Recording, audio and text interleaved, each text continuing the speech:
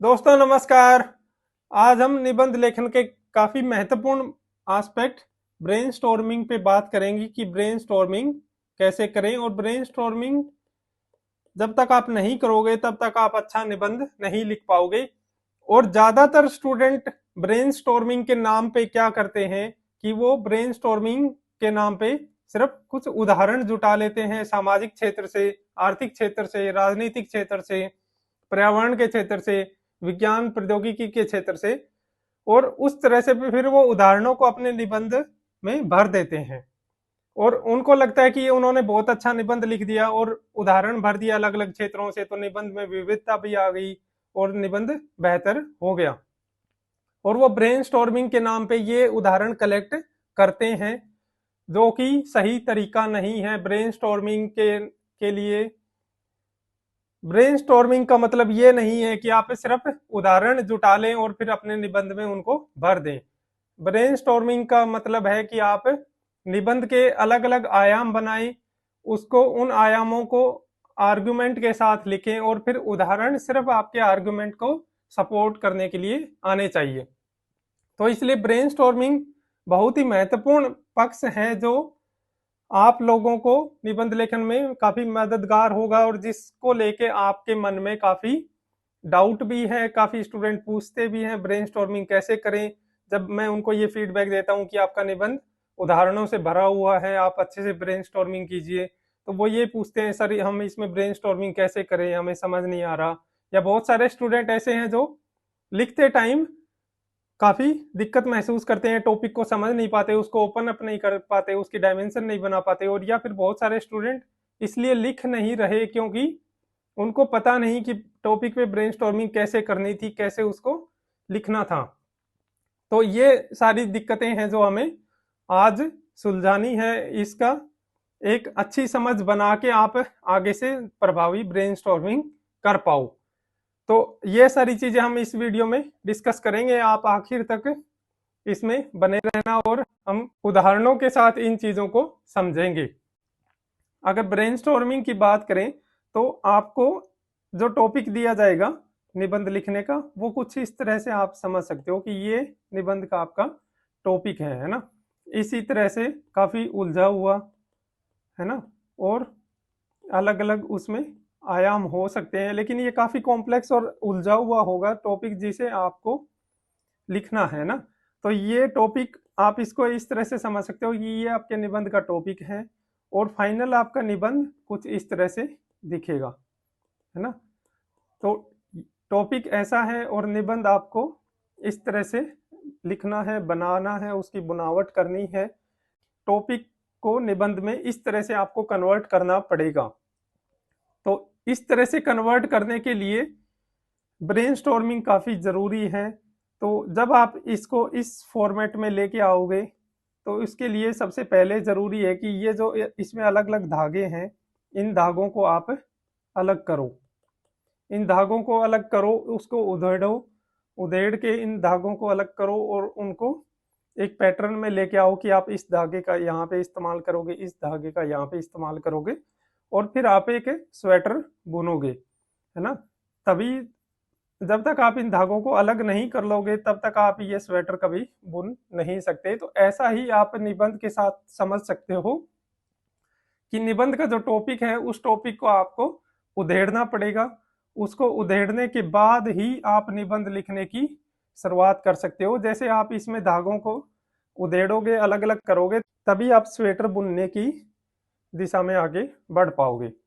तो ये एक हमने एक मेटाफर लिया इस चीज को समझने के लिए कि ब्रेनस्टॉर्मिंग का क्या इंपॉर्टेंस है और किस तरह से वो निबंध लेखन में महत्वपूर्ण है। तो अब आए पहले एस्पेक्ट पे कि आपको निबंध के टॉपिक को उधेड़ना पड़ेगा, उसे अलग अलग डायमेंशन में कवर करना पड़ेगा।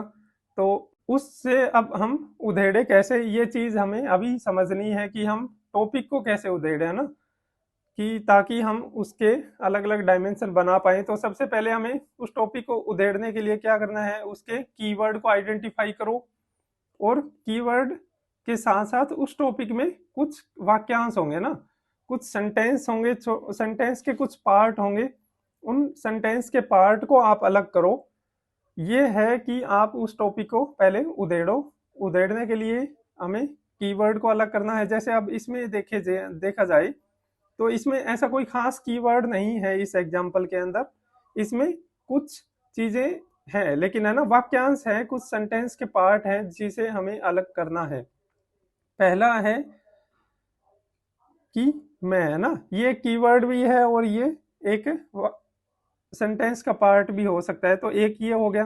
फिर दूसरा है इसी को लेते हुए कि मैं सोचता हूँ, ये दूसरा हो गया। तीसरा जो कीवर्ड है या फिर सेंटेंस का पार्ट है वो इसलिए है, ये काफी इंपॉर्टेंट शब्द है, इसलिए या देयर फोर शब्द। और चौथा है मैं हूं, है ना, आई एम। तो ये चौथा पार्ट हो गया। अब इस तरह से हमने इसके इंपॉर्टेंट एस्पेक्ट को या फिर इंपॉर्टेंट पार्ट्स को इस टॉपिक के अलग अलग किए। ये टॉपिक हमने 1 सितंबर को अपने टेलीग्राम चैनल पे प्रैक्टिस की थी लिखने की, और इसमें आई थिंक 17 स्टूडेंट ने लिख के ये भेजा भी था, और फिर हमने आपको फीडबैक भी दिए थे, और उसके ऊपर एक आपको मॉडल रूपरेखा भी दी गई थी। तो हमने यही एग्जाम्पल लिया है ताकि आप और बेहतर ढंग से समझ पाओ। तो अभी हमने इसमें अलग अलग कीवर्ड और वाक्यांशों को यानी कि स्टेटमेंट के पार्ट्स को अलग अलग किया, और अब हम क्या करेंगे, नेक्स्ट स्टेप पे आएंगे। जब आप एक बार कीवर्ड और वाक्यांश को अलग अलग कर लेंगे तो फिर हमारा अगला स्टेप होगा कि हम उन कीवर्ड और उन स्टेटमेंट के पार्ट्स के बीच का आपस में क्या संबंध है, उनका रिलेटिव क्या रिलेशन है एक दूसरे के साथ, वो हमें समझना पड़ेगा। तो हमने ये कीवर्ड या फिर वाक्यांश मोटा मोटी देखे थे। एक तो मैं सोचता हूँ, ये दूसरा इसलिए, और तीसरा मैं हूं। तो ये जो तीन इसमें स्टेटमेंट के पार्ट थे, अब हमें इन तीन पार्ट का आपस में रिलेशन समझना पड़ेगा ना, कि मैं सोचता हूं और फिर इसलिए मैं हूं। तो इनका, इन तीनों का आपस में क्या संबंध है एक दूसरे के साथ। जब हम ये संबंध समझ लेंगे तो फिर हमें ब्रेनस्टॉर्मिंग करने में और ज्यादा मदद करेगी। तो अब अगर हम देखें इसका रिलेशन समझें इन स्टेटमेंट के अलग अलग पार्ट का, तो यहाँ पे मैं सोचता हूं इसलिए मैं हूं, यहाँ पे जो इसलिए वर्ड है ये इन दोनों को कनेक्ट कर रहा है, सोचने और होने क्या, है ना। यहाँ से ये जो हमें पता चल रहा है, यहाँ पे होने की बात हो रही है यानी कि अस्तित्व की बात हो रही है, और यहाँ पे सोचने की यानी कि थिंकिंग की बात हो रही है ना। और इसलिए है ये इन दोनों के बीच में संबंध स्थापित करता है। इसलिए शब्द ये दिखा रहा है यानी कि देयरफॉर जो शब्द इसमें था वो ये शो कर रहा है कि मैं सोचता हूं इसलिए मैं हूं, यानी कि सोचना और होने के बीच में कहीं ना कहीं कॉज एंड इफेक्ट का रिलेशन है, कारण कार्य संबंध है। सोचना एक कॉज है और होना एक इफेक्ट है। तो इसलिए शब्द यानी कि देयरफॉर जो वर्ड है यहाँ पे, इसने सोचने और होने के बीच में कॉज एंड इफेक्ट रिलेशन संबंध बताया है हमें। तो जब हम ये संबंध हमने समझ लिया कि सोचना और होने के बीच में यहाँ पे एक कॉज एंड इफेक्ट संबंध बताया जा रहा है, तो हमें इस टॉपिक का एक सेंट्रल आइडिया मिल गया ना। जब हमने ये चीज देख ली तो हमें एक इसका सेंट्रल आइडिया मिल गया कि इस टॉपिक का क्या सेंट्रल आइडिया था, है ना। तो यही सेंट्रल आइडिया इस टॉपिक का था कि यहाँ पे सोचने और होने के बीच में कॉज एंड इफेक्ट रिलेशन है। तो सोचने और होने के बीच में कॉज एंड इफेक्ट, ये इस टॉपिक का एकदम कोर एस्पेक्ट है, सेंट्रल आइडिया है। इस सेंट्रल आइडिया को अगर अब आप जब भी जो भी ब्रेनस्टॉर्मिंग करोगे, आपको ये सेंट्रल आइडिया एकदम केंद्र में रखना है। आपके हर डायमेंशन में, हर पैराग्राफ में ये सेंट्रल आइडिया दिखना चाहिए, झलकना चाहिए। अब आप इसी को सेंटर में रख के इसी के इर्द गिर्द आप अपना निबंध बनाएंगे, उसके डायमेंशन बनाएंगे। आपका निबंध उसी के इर्द गिर्द रिवॉल्व करेगा, उसी के अराउंड ही वो बुना जाएगा और उसी के अराउंड ही वो चलेगा। ठीक, तो ये आपका सेंट्रल आइडिया एक बार आपने पकड़ लिया तो अब आप ब्रेनस्टॉर्मिंग करते वक्त ज्यादा क्लियर हो कि आपको किस तरह से डायमेंशन बनानी है। जब ये टॉपिक हमने लिखा था 1 सितंबर को, तो ज्यादातर स्टूडेंट ने क्या किया, ये सेंट्रल आइडिया वो पकड़ नहीं पाए, इस वजह से उनका निबंध कंटेक्स्ट से पूरी तरह मेल नहीं खा रहा था, है ना। ज्यादातर स्टूडेंट ने जो सेंट्रल आइडिया समझा इस टॉपिक का वो ये था कि सोचने का इम्पोर्टेंस वो बता रहे थे कि हम थिंकिंग करते हैं तो थिंकिंग प्रोसेस का क्या इम्पोर्टेंस है, तो उन्होंने सोचने का एक तरह से इम्पोर्टेंस बताया ज्यादातर स्टूडेंट ने अपने निबंध में कि हम सोचते हैं तो उससे क्या जीवन में क्या क्या बदलाव आते हैं, सोचने का क्या महत्व है, वो सारी चीजें बताई। लेकिन सेंट्रल आइडिया सिर्फ सोचना नहीं है, बल्कि सोचने और होने, थिंकिंग और एक एग्जिस्टेंस के बीच का कोज एंड इफेक्ट रिलेशन है, ना कि सिर्फ सोचना। तो आपको वो सेंट्रल आइडिया उस टॉपिक का सही से पकड़ना होगा। जब आप उसको सही से पकड़ लेंगे तब आप निबंध के जो डायमेंशन बनाएंगे वो आपके कंटेक्स्ट के अकॉर्डिंग रहेंगे। तो ब्रेनस्टॉर्मिंग करते वक्त सबसे जरूरी एस्पेक्ट ये है कि आप उसका सेंट्रल आइडिया पकड़ें। तो उसके लिए पहले आप उसके स्टेटमेंट के पार्ट को और उसके कीवर्ड को अलग अलग करें। अलग अलग करने के बाद उनका आपसी संबंध समझे। आपसी संबंध समझने के बाद उसका सेंट्रल आइडिया पकड़े, जिस सेंट्रल आइडिया के अराउंड वो पूरा निबंध रिवॉल्व करेगा। अब आपने एक बार सेंट्रल आइडिया पकड़ लिया, समझ लिया, अब आप उसके अराउंड आप अपने निबंध के डायमेंशन बना सकते हो। अब आपको क्या करना है, अगला स्टेप आना है उस ब्रेनस्टॉर्मिंग का कि अब आपको डायमेंशन बनाने हैं, डायमेंशन क्रिएट करने हैं कि क्या क्या आप डायमेंशन बना सकते हो। तो डायमेंशन क्रिएट करने के लिए क्या करना है, आप उसके ऊपर प्रश्न उठाओ। आपने सेंट्रल आइडिया पकड़ लिया कि सोचना और होने के बीच में यहाँ पे कोज एंड इफेक्ट रिलेशन है, और उस कोज एंड इफेक्ट रिलेशन को सेंटर में रखते हुए अब आपको टॉपिक के ऊपर कुछ प्रश्न उठाने हैं, है ना। कि आप उसके ऊपर कुछ प्रश्न उठाओ, कैसे, क्यों, कहाँ, है ना, कब, क्या।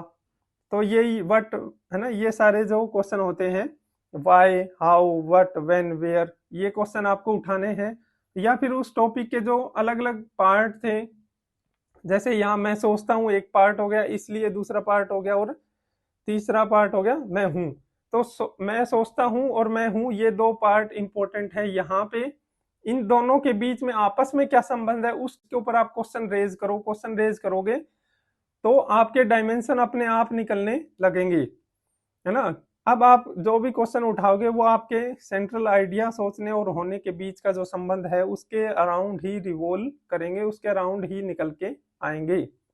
तो अब अगला एस्पेक्ट यही है कि आपको क्वेश्चन उठाना है कि वाई, है ना, ये सबसे इंपॉर्टेंट क्वेश्चन रहेगा। कोई भी टॉपिक का आप निबंध लिखो, ये वाला एस्पेक्ट हमेशा आएगा ही आएगा, वाई वाला, क्यों, है ना। जो भी स्टेटमेंट दी होगी टॉपिक में वो क्यों ठीक है, वो क्यों सही है, उसके पीछे की क्या रीजनिंग है, क्या आर्ग्यूमेंट है, वो चीज आप हमेशा लिखोगे कि वो है क्यों। तो क्यों वाला प्रश्न सबसे महत्वपूर्ण है, यही आपके निबंध को एनालिटिकल बनाएगा, यही आपके निबंध को डिस्क्रिप्टिव नहीं रहने देगा। अगर आप ये प्रश्न नहीं उठाओगे, इसको एड्रेस नहीं करोगे, तो आपका निबंध डिस्क्रिप्टिव रहेगा। तो आपको क्यों वाला प्रश्न सबसे उठाना है कि वो चीज हो रही है तो क्यों हो रही है। फिर आएगा कैसे, अगर वो चीज हो रही है तो वो कैसे हो रही है।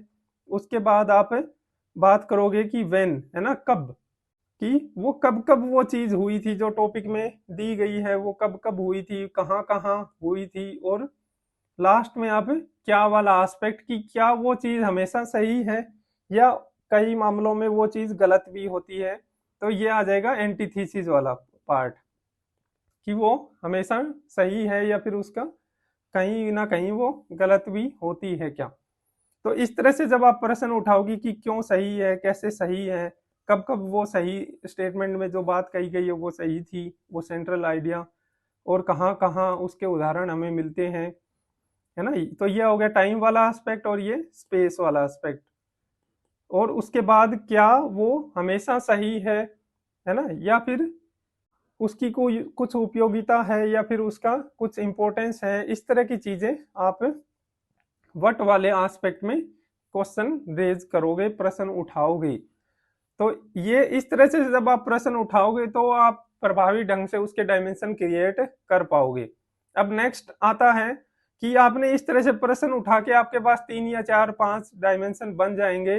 इसके अलावा अगर आपके पास डायमेंशन की कमी आती है, कई बार टॉपिक काफी जटिल आता है या फिर बहुत ही छोटे शब्दों का आता है, तो उसमें आप क्या करो कि आप ये ढूंढो कि उस टॉपिक में कोई समस्या दी गई है ना। अगर उसमें टॉपिक में समस्या दी गई है तो उस समस्या को आइडेंटिफाई करो और लास्ट में उसका एक समाधान दो, कि वो समस्या बाद में ना आए, उसका कुछ ना कुछ सॉल्यूशन दो। तो जब आप उसका सॉल्यूशन दोगे तो एक डायमेंशन अपने आप ही आपके पास आ जाएगी। या फिर आप ये ढूंढो कि उसमें कुछ इंपॉर्टेंट मैसेज निकल के आया है क्या, महत्वपूर्ण संदेश वो देना चाह रहा है क्या वो टॉपिक। तो उस इंपॉर्टेंट मैसेज को जब आप पकड़ लोगे तो उसका महत्व क्या है, उसकी उपयोगिता, उसका क्या इंपॉर्टेंस या क्या उसका कंट्रीब्यूशन योगदान रहा है, ये चीज आप उसका उसकी खोजने के प्रयास करोगे तो भी आपको कई डायमेंशन मिल जाएंगे। इसके अलावा उस टॉपिक की क्या प्रेजेंट रेलेवेंस है, उसकी वर्तमान प्रासंगिकता क्या है, उस प्रासंगिकता को जब आप रेलेवेंस को भी आप जब लिखोगे तो भी आपकी एक डायमेंशन और बन जाएगी कि आज के कंटेक्स्ट में वो कैसे रेलेवेंट है और उसे हम सीख के कैसे और बेहतर आने वाले कल को बना सकते हैं। तो इस तरह से आपको आपके पास बहुत सारी डायमेंशन बन जाएगी जहां पे आप काफी अच्छा निबंध और एनालिटिकल निबंध लिख पाओगे। क्यों वाला एस्पेक्ट बहुत ही इंपॉर्टेंट है, कैसे, कब, कहाँ, क्या, ये सारी चीजें आप करो। फिर उसके बाद आप समस्या ढूंढो, उसका समाधान दो, फिर कोई इंपॉर्टेंट मैसेज है तो और प्रेजेंट रेलेवेंस है तो उस पर बात करो। अब एक और चीज आती है कि हमें उस टॉपिक के किसी कीवर्ड को डिफाइन करना है या नहीं करना है। तो ये डिपेंड करेगा कि उस टॉपिक में कोई इंपॉर्टेंट कीवर्ड है या नहीं है ना। तो उस इंपॉर्टेंट कीवर्ड अगर दिया गया है उस टॉपिक में तो हमें उसको डिफाइन करना पड़ेगा कि भाई हमें निबंध ऐसे लिखना है कि जो निबंध की हम डायमेंशन बनाएंगे उस डायमेंशन के लिए पहले एक प्रीमाइस हमें बनानी पड़ेगी, एक आधार बनाना पड़ेगा। जब हम वो प्रीमाइस बनाएंगे उसी प्रीमाइस के आधार पे हम आगे तर्क करेंगे, तो तब आपको वो कीवर्ड डिफाइन करना पड़ेगा। ये जो टॉपिक है मैं सोचता हूँ इसलिए मैं हूँ, इसमें आप किस तरह से इंटरप्रेट करोगे, कैसे निबंध लिखोगे, तो उसमें आप डिपेंड करोगे कि आप उसमें ये निर्भर करेगा कि मैं जो वर्ड है आई, इसको आप डिफाइन करो या ना करो, है ना। या फिर आप एक फ्लो में भी बता सकते हो, ये भी हम बात करेंगे। लेकिन अगर कीवर्ड कुछ ऐसा इंपॉर्टेंट है, अगर मेटाफर के रूप में टॉपिक आपको दिया गया है, कोई रूपक है, मेटाफर है, तो वहां पे जो कीवर्ड दिए होंगे या फिर जो स्टेटमेंट के पार्ट होंगे, वाक्यांश है, उनका अर्थ आपको बताना पड़ेगा। अदरवाइज तो एग्जामिनर समझ ही नहीं पाएगा कि आपने उसको किस तरह से इंटरप्रेट किया है, आपने उसके कीवर्ड का क्या मतलब निकाला है। तो ऐसे रूपक वाले एस्पेक्ट में आपको अनिवार्यतः कीवर्ड को डिफाइन करना है। ठीक, तो ये चीज करनी है। अब जैसे ये एक निबंध का टॉपिक है जो शायद हमने 18 अगस्त को प्रैक्टिस की थी इसके ऊपर। इसमें ये टॉपिक जो दिया गया था, अगर आप गड्ढे को देर तक देखते हैं तो गड्ढा भी आपको पलट कर देखेगा।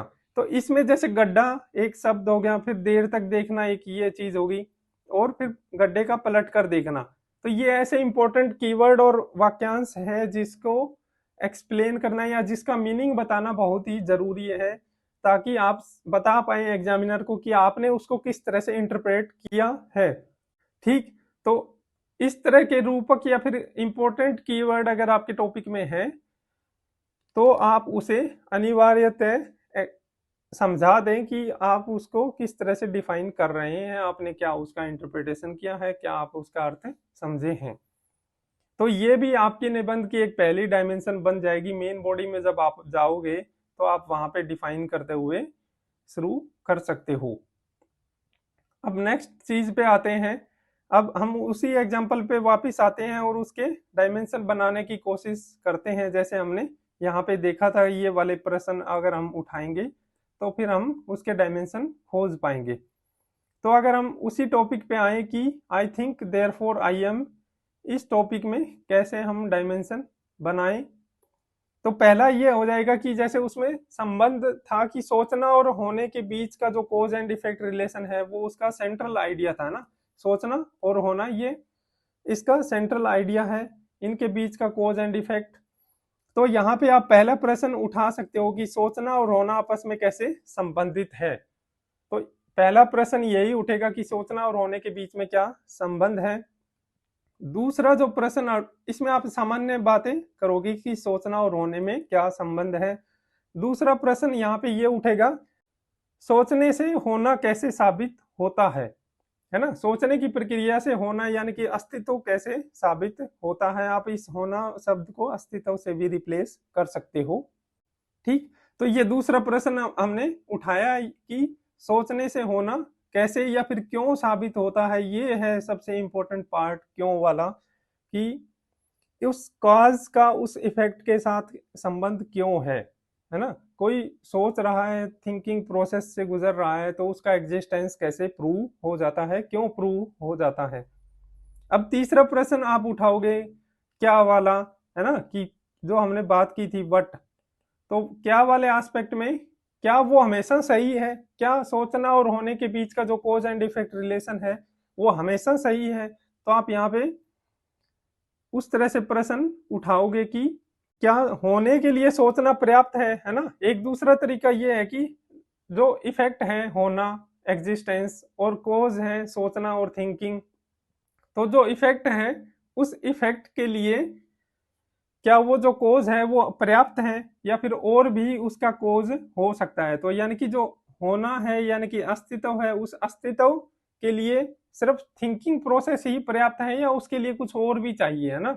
जैसे इसी में सोचना ही होने के लिए क्या सिर्फ सोचना पर्याप्त है। जैसे ह्यूमन एग्जिस्टेंस की बात करें तो ह्यूमन के एग्जिस्टेंस के लिए क्या उसका थिंकिंग या थॉटफुल होना ही पर्याप्त है, क्या उसमें इमोशंस नहीं है, क्या भावनाएं नहीं है ना। तो ये सारी चीजें भी यहाँ पे आप बता सकते हो।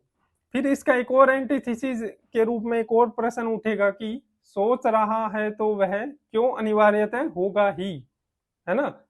कि व्यक्ति अगर जो सोच रहा है तो क्या वो जरूरी है कि होगा ही होगा, है ना। अगर कोज है तो क्या जरूरी है कि उसका इफेक्ट होगा ही होगा। अगर वो कारण है यानी कि थिंकिंग प्रोसेस हो रहा है वहां पे, तो क्या वहां पे कार्य भी होगा। क्या कोज है तो क्या वो इफेक्ट भी होगा ही होगा। क्या ऐसा नहीं हो सकता कि वो कोज है यानी कि थिंकिंग प्रोसेस है लेकिन वहां पे इफेक्ट हमें ना दिखे, वहां पे एग्जिस्टेंस किसी का ना दिखे। तो ये वाला एस्पेक्ट भी आप कवर करो इसका एंटीथीसिस के रूप में, इस टॉपिक के ऊपर आप क्वेश्चन उठा रहे हो। तो जैसे इसमें आर्टिफिशियल इंटेलिजेंस या कंप्यूटर है, वो भी तो सोच रहे होते हैं ना, वो भी तो एनालिसिस कर रहे होते हैं, थिंकिंग प्रोसेस ह्यूमन ब्रेन को कॉपी करके काम कर रहे होते हैं, लेकिन उनका वास्तव में कोई एग्जिस्टेंस नहीं होता, उनमें कोई कॉन्शियसनेस नहीं होती। तो यहां से हम ये चीज इसका एंटीथीसिस के रूप में लिख सकते हैं कि सोचने से कॉन्शियसनेस या एग्जिस्टेंस प्रूव नहीं हो जाती। और इसका आप आर्टिफिशियल इंटेलिजेंस कंप्यूटर वगैरह से आप मशीन लर्निंग से एग्जांपल दे सकते हो। अब एक क्वेश्चन और उठता है कि क्या सोचना की प्रक्रिया अगर वहां पे नहीं है तो क्या वहां पे एग्जिस्टेंस नहीं होगा, है ना। कि ये जो सोचने की प्रक्रिया है कोज है, अगर वहां पे कोज नहीं है तो क्या वहां पे इफेक्ट नहीं होगा, है ना। इस कोज के बिना भी तो इफेक्ट हो सकता है ना। क्या कोई ऐसा विचारधारा है, ऐसी फिलोसॉफी है जो ये कह रही हो कि एग्जिस्टेंस होने के लिए, इस इफेक्ट को होने के लिए सोचने का कोज जरूरी नहीं है ना। होना अलग चीज है, सोचना अलग चीज है। होना है वो बिना सोचने के भी मौजूद हो सकती है, होना जो इफेक्ट है वो सोचने के कोज के बिना भी हो सकती है। तो इस तरह से आपका लास्ट वाला प्रश्न ये बन जाएगा कि क्या सोचने की प्रक्रिया अनुपस्थित होने पे या एब्सेंट होने पर भी एग्जिस्टेंस नहीं होगा। तो यहाँ पे जैसे आप बताओगे कि इंडियन फिलोसफी है वो, तो ये इस चीज पे बल ही देती है कि हम मेडिटेशन वगैरह से हम एक तरह से उस स्थिति में पहुंच जाएं जहां हमारी सोचने की प्रक्रिया बिल्कुल समाप्त हो जाए और हम ईश्वर के साथ एक जो हमारा द्वैत संबंध है वो समाप्त होकर एक अद्वैत स्थिति आ जाए, जिसे योग दर्शन में समाधि वाली स्थिति कहा जाता है, या फिर बुद्धिज्म में शून्य वाली स्थिति। तो ऐसी स्थिति भी तो आती है कि हम हमारे विचार अनुपस्थित है लेकिन हमारी चेतना मौजूद है, हम अपने अस्तित्व को और ज्यादा बेहतर तरीके से महसूस कर पाते हैं उस समाधि की स्थिति में। तो इस तरह से आपने ये प्रश्न उठाए, तो प्रश्न उठाने के बाद अब आप इनके ऊपर आर्गुमेंट कर सकते हो, इनके तर्क देके इनका उत्तर दो। तर्क देने के साथ साथ आप उदाहरण देते जाओ अपने तर्कों को साबित करने के लिए। जैसे इसमें इस क्वेश्चन में आर्टिफिशियल इंटेलिजेंस का, इसमें इंडियन फिलोसफी का, समाधि का और अद्वैत वेदांत का, है ना। तो इस तरह से आप हर एक, इसमें जैसे भावनाओं का, मानव के इमोशंस का आपने बताया, एग्जाम्पल दिया। तो हर आर्ग्यूमेंट, हर क्वेश्चन के आप उत्तर दो आर्ग्यूमेंट के साथ, और आर्ग्यूमेंट को सपोर्ट करने के लिए आप अपने एग्जाम्पल दो, है ना। आप सिर्फ एग्जाम्पल से अपने निबंध को मत भरो, आपके निबंध में आर्ग्यूमेंट होने चाहिए, विश्लेषण होना चाहिए। जब वो एनालिसिस होगा तो आप अपने आर्ग्यूमेंट को सपोर्ट करने के लिए एग्जाम्पल दो, और एग्जाम्पल कंसाइज होने चाहिए, संक्षिप्त होने चाहिए। ठीक, तो ये एक तरीका था, इसमें ब्रेनस्टॉर्मिंग करके हम इस तरह से डायमेंशन बना सकते थे। अब अगर हम इसी चीज का एक और तरीके से, हमने इस टॉपिक की जो मॉडल स्ट्रक्चर हमने शेयर किया था उसमें हमने 3 आपको स्ट्रक्चर दिए थे।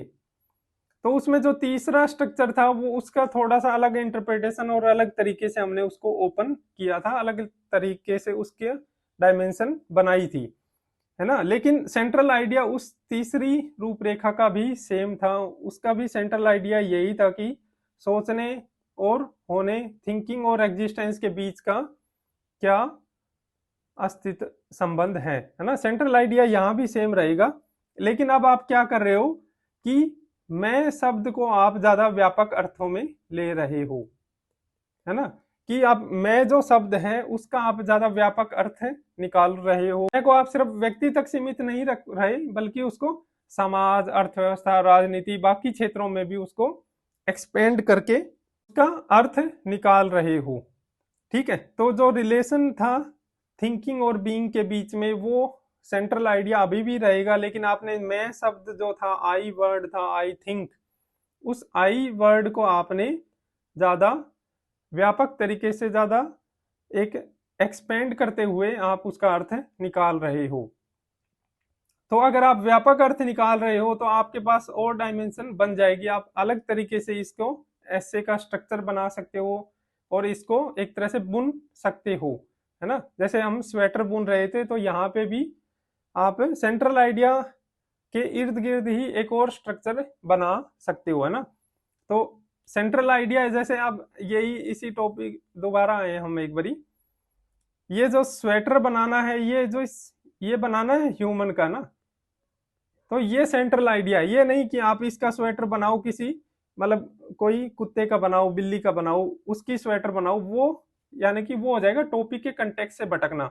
आपको किसी एक खास ह्यूमन का स्वेटर बनाना है, वो स्वेटर में आप किस तरह से रंग बिरंगे डालते हो, उसमें उसका टेक्सचर कैसे रखते हो, ठीक है, उसका डिजाइन क्या रखते हो, वो हो जाएगा आपकी अपनी मौलिकता, आपकी अपनी यूनिकनेस, आपकी सब्जेक्टिविटी।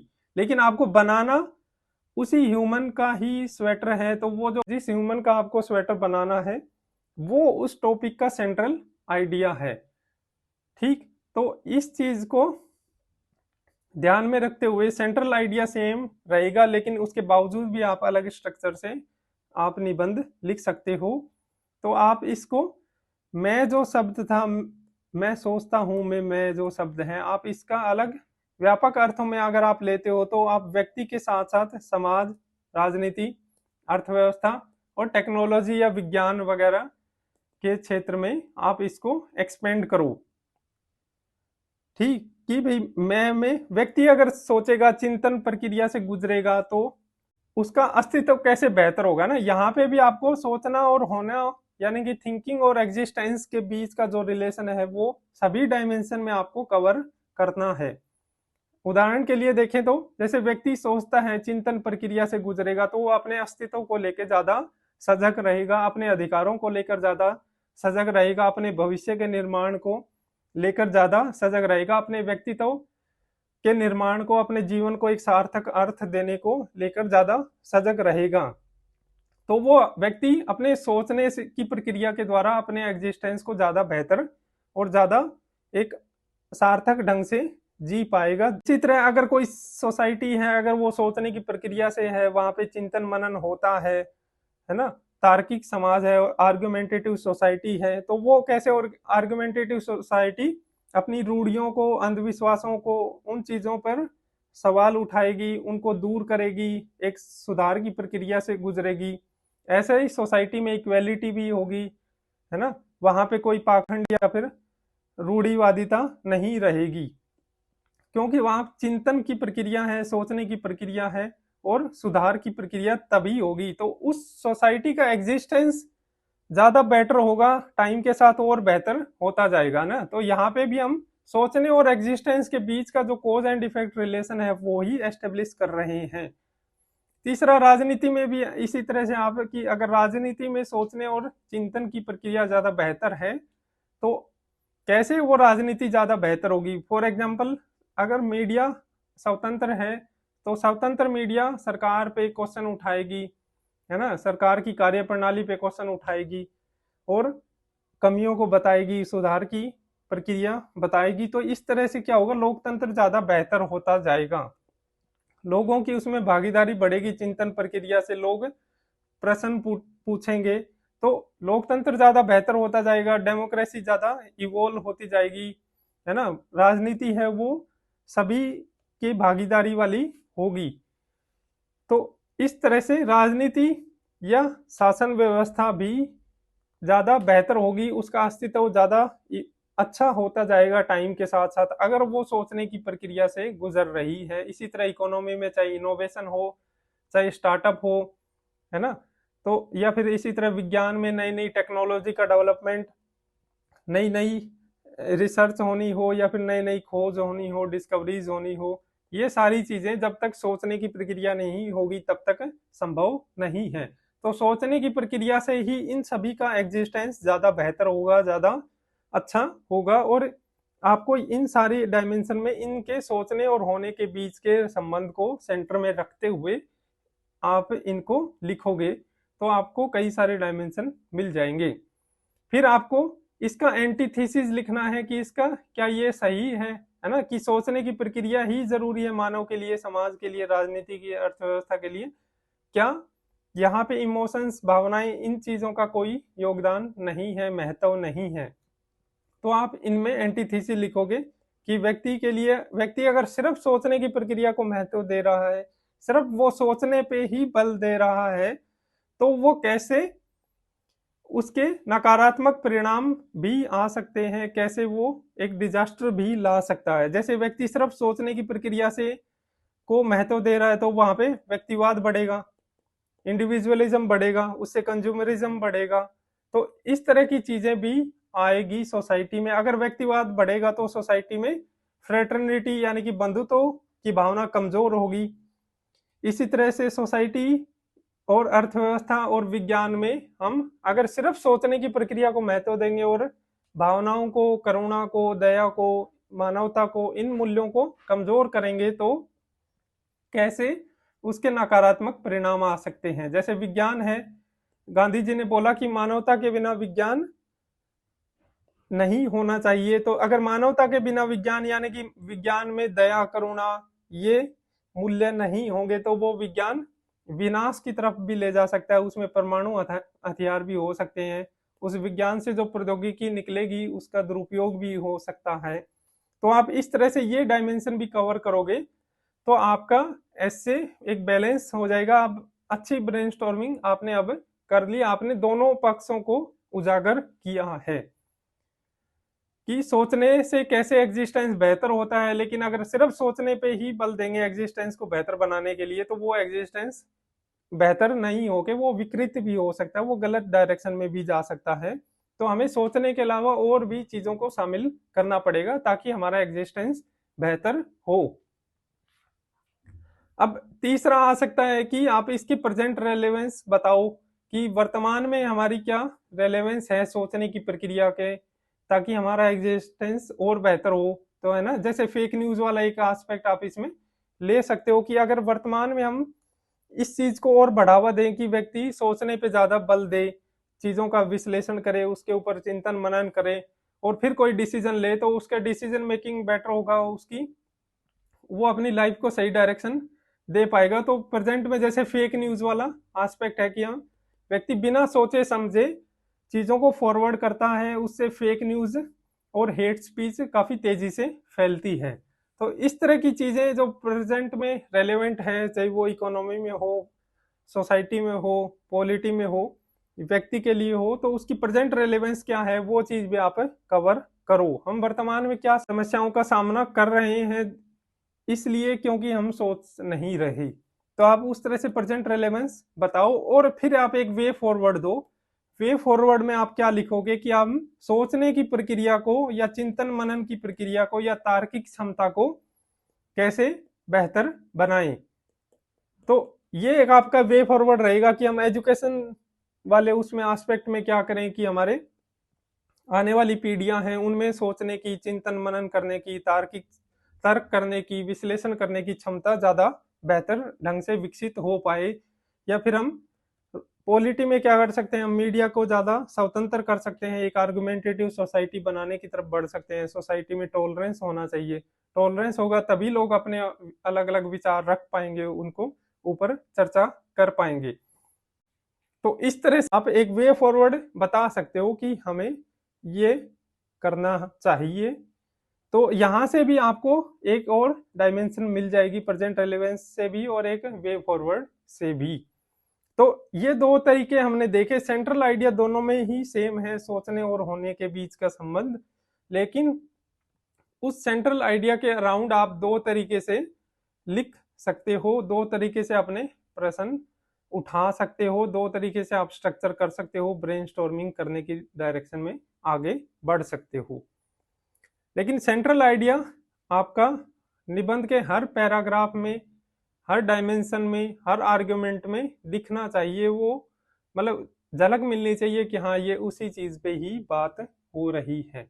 तो इस तरह से आप ब्रेनस्टॉर्मिंग करो, ब्रेनस्टॉर्मिंग करो, उसके ऊपर प्रश्न उठाओ, फिर प्रश्न उठा के आप उसके डायमेंशन बनाओ, फिर हर डायमेंशन में आप क्या क्या आर्गुमेंट लिखोगे उनको रफली लिख लो और एग्जाम्पल लिख लो।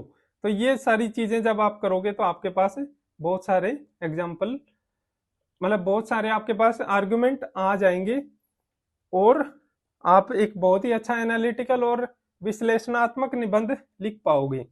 तो ये हमने 18 अगस्त को ये निबंध नहीं, ये टॉपिक हमने लिखा था 1 सितंबर को हमने लिखा था टेलीग्राम चैनल पे। ये टेलीग्राम चैनल है, आप इसमें देख सकते हो जाके।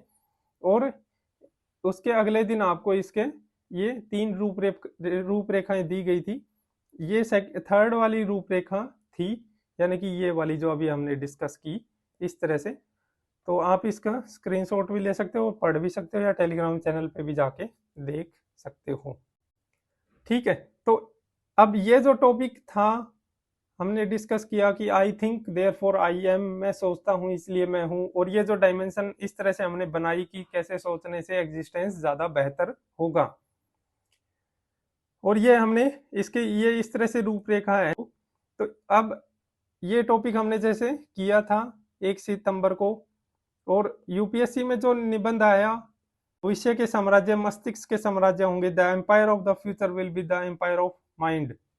दोनों टॉपिक में बहुत ज्यादा अंतर नहीं है। यहाँ भी ये कह रहा है कि मस्तिष्क के साम्राज्य होंगे भविष्य के, यानी कि भविष्य जो है, भविष्य का जो एग्जिस्टेंस है, चाहे वो व्यक्ति के हो, चाहे वो समाज के क्षेत्र में हो, चाहे वो राजनीति के क्षेत्र में हो, चाहे वो अर्थव्यवस्था में हो, वो उनका ही एग्जिस्टेंस ज्यादा बेहतर होगा जहाँ पे मस्तिष्क का माइंड का एक तरह से इन्वॉल्वमेंट है, जहाँ माइंड लीडर की भूमिका निभा रहा है, उसी का भविष्य है। यहाँ भी यही बात थी कि मैं सोचता हूँ, जो सोचेगा उसका होना, उसका एग्जिस्टेंस ज्यादा बेहतर होगा।